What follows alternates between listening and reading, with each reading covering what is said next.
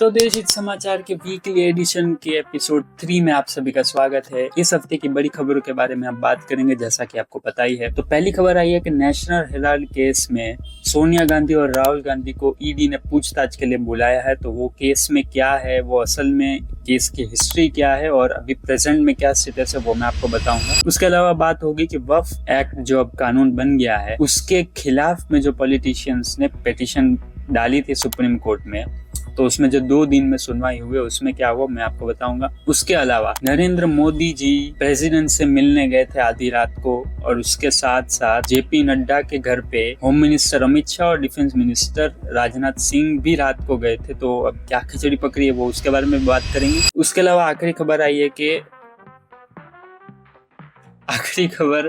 ये है कि स्पर्म रेस होने वाली है एलए में 25 अप्रैल को। तो वो पूरी न्यूज क्या है वो मैं आपको बताऊंगा। चलिए शुरू करते हैं।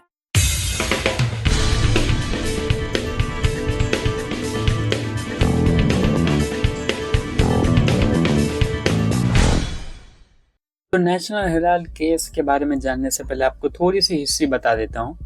नेशनल हेराल्ड एक न्यूज़पेपर है जो कि जवाहरलाल नेहरू ने 1937 में फाउंड किया था, और इसे पब्लिश करने का काम AJL कंपनी का था, एसोसिएटेड जर्नल लिमिटेड।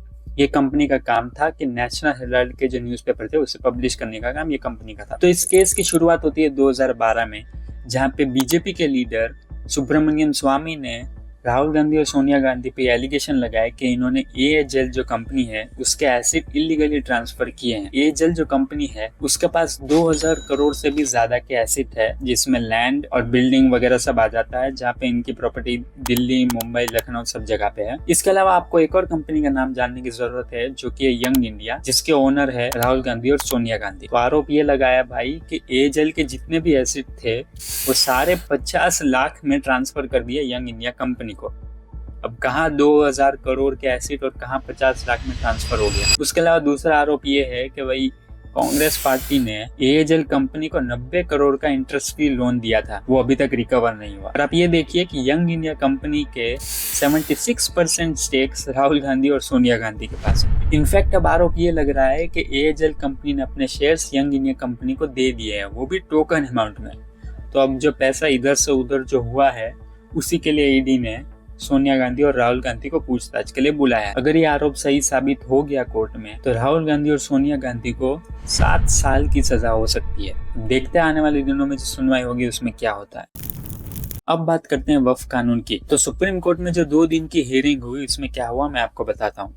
तो सुप्रीम कोर्ट को 2 चीजों से दिक्कत है, एक है वक्फ बाय यूजर और दूसरा है जो आप नॉन मुस्लिम लोगों को वक्फ बोर्ड में ऐड करना चाहते हो उससे। तो आप देखिए कि सरकार के लिए ये 2 पॉइंट बहुत ही ज्यादा इंपॉर्टेंट है, उन्हीं के ऊपर सुप्रीम कोर्ट को दिक्कत है। और वक्फ बाय यूजर में सुप्रीम कोर्ट का ये कहना है कि भाई जो वक्फ बाय यूजर की गई है जमीन, जो लोगों ने कह दिया है कि भाई ये मेरी जमीन है और उसके पास कोई भी उसके दस्तावेज नहीं है, ना कोई पेपर है ना कुछ भी, सिर्फ ओरली उसने कह दिया है कि ये वक्फ बाय यूजर ये मेरी जमीन है, वक्फ की है। तो उसके ऊपर सुप्रीम कोर्ट का ये कहना है कि भाई अगर कोई चीज 200-300 साल 400-500 साल पुरानी है तो उसके कागजात कहाँ से लेके आएंगे। तो सुप्रीम कोर्ट का ऐसा कहने पे मैं तो यही कहूंगा कि भाई जब राम मंदिर का केस हुआ था तब तो आपने ये कहा था कि भाई राम भगवान कहाँ पे, हमको जरा एविडेंस दो, हमको कागज दिखाओ कि कहाँ पे राम भगवान जन्मे थे।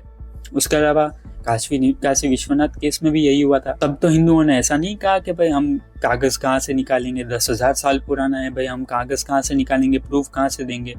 तब तो उन्होंने ऐसा कहा नहीं। और अब जो वक्फ बाय यूजर के द्वारा जो ओरली कर दी गई है उस पर आप ये कहना चाहते हो कि जो जैसा है उसको वैसे ही रहने दो।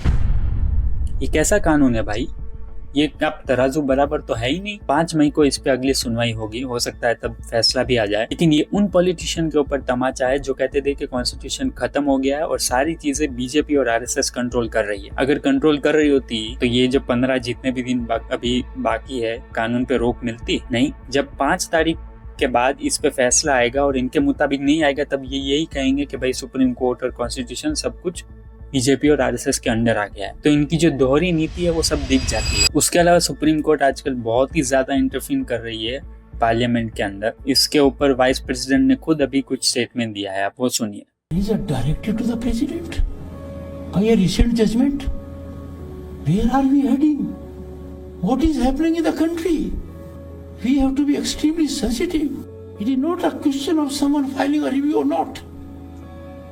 We never bargained for democracy for this day.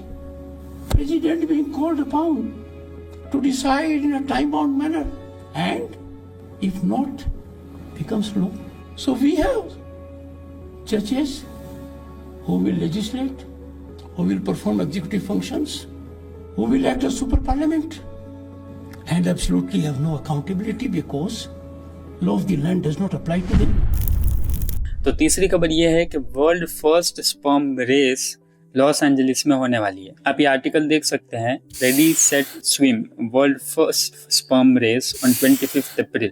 तो ये एक हेल्थ अवेयरनेस कैंपेन है जो कि अभी हाल ही में जो मेल फर्टिलिटी रेट है जो कि डिक्लाइन हुआ है उसके चलते। तो लास्ट ईयर ऐसी चर्चा भी थी कि वाई क्रोमोसोम डिक्लाइन हो रहे हैं तो मेन एक्सटिंक्ट हो रहे हैं क्या। तो आपको थोड़ी बायोलॉजी समझा देता हूँ। तो मेल में XY क्रोमोसोम होते हैं एंड फीमेल में XX क्रोमोसोम होते हैं।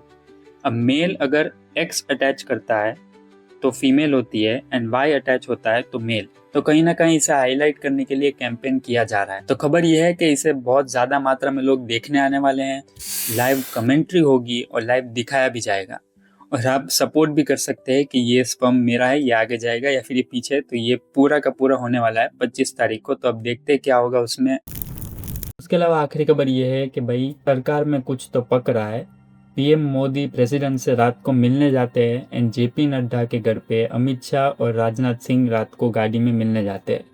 तो कुछ ना कुछ पक रहा है। लोग कह रहे हैं कि भाई वेस्ट बंगाल में प्रेसिडेंट रूल लग जाएगा या फिर बीजेपी के अध्यक्ष का कोई चुनाव है या फिर कैबिनेट में कोई चेंजेस हो सकते हैं।